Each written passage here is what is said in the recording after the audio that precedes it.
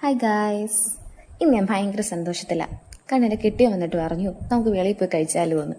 അത് കേട്ട പാതി കേൾക്കാതെ പാതി ഞാൻ പറയുന്നതിൻ്റെ ഇടയ്ക്ക് റെഡിയായി. അല്ലാത്തപ്പോൾ ഭയങ്കര സമയം എടുക്കുന്ന ഞാൻ 5 മിനിറ്റ് കൊണ്ട് ഞാനന്ന് റെഡിയായി. അങ്ങനെ ഞങ്ങൾ യാത്ര തിരിച്ചു. ഇന്ന് ഞങ്ങൾ എൻ്റെ സ്കൂട്ടി പെപ്പാണ് എടുത്തത്.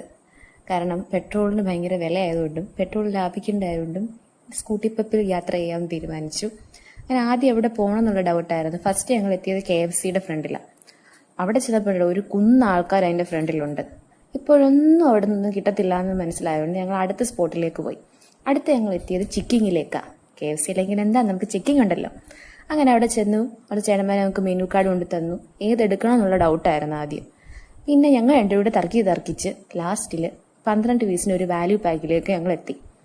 അതിൻ്റെ കൂടെ ഞങ്ങൾ 2 പെപ്സിയും പറഞ്ഞു. വീട്ടിലേക്ക് ഒരു ചെറിയ പാഴ്സലും പറഞ്ഞു. ചില പീസ് ഗ്രിൽ പീസാന്ന് പറഞ്ഞു. ഞങ്ങൾ പറഞ്ഞു ഓക്കെ, ഏതായാലും എന്താ നമുക്ക് കഴിച്ചാൽ മതിയല്ലോ.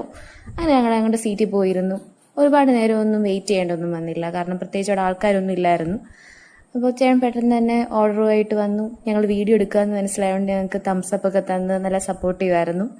അപ്പോൾ നമ്മുടെ മെയിൻ ഐറ്റം എത്തിയിട്ടുണ്ട്. നമ്മുടെ ഫ്രൈഡ് ചിക്കൻ എത്തി. ഗ്രിൽ ചിക്കൻ സെപ്പറേറ്റ് ഒരു പാത്രത്തിലാണ് ഇവർ കൊണ്ടുവന്നത്. കൂടാതെ ഞങ്ങളുടെ പെപ്സിയും ഉടനെ തന്നെ കൊണ്ടു തന്നു. ഫുഡ് കിട്ടിയതിൻ്റെ സന്തോഷമാണ് നിങ്ങളിപ്പോൾ കണ്ടത് ഗൈസ്. അങ്ങനെ ഞാൻ ആദ്യം തന്നെ കുറേ നല്ല പീസുകൾ പെറുക്കിയെടുക്കാൻ തുടങ്ങി. കാരണം എൻ്റെ കെട്ടിയൻ്റെ കൊടുത്തു കഴിഞ്ഞാൽ അതൊന്നും കിട്ടത്തില്ല. പറയുന്നതിൻ്റെ ഇടയ്ക്കാണ് എല്ലാം തീർത്തേച്ചിരിക്കുന്നത്. എങ്ങോട്ടാണ് പോകുന്നതെന്ന് എനിക്ക് തന്നെ ഭയങ്കര ഡൗട്ടാണ്. അപ്പം ഞാൻ എൻ്റെ പീസുകൾ പെറുക്കിയെടുത്ത് അത് മയോണൈസും കൂട്ടി അങ്ങോട്ട് കഴിക്കാൻ തുടങ്ങി. മയോണൈസും ടൊമാറ്റോ സോസും ഞങ്ങൾ തന്നിട്ടുണ്ടായിരുന്നു. അപ്പോൾ എൻ്റെ കെട്ടിയവൻ ഒരു സൈഡിൽ നിന്ന് ഓരോന്നൊക്കെ പെറുക്കിയെടുക്കാൻ തുടങ്ങി. കെട്ടിയവനും മയോണൈസ് എന്ന് പറഞ്ഞാൽ ഭയങ്കര ജീവനാണ്. നമ്മൾ മയോണൈസ് ഒരുപാട് കഴിക്കരുത്, ഒരുപാട് കഴിപ്പിക്കാറുമില്ല.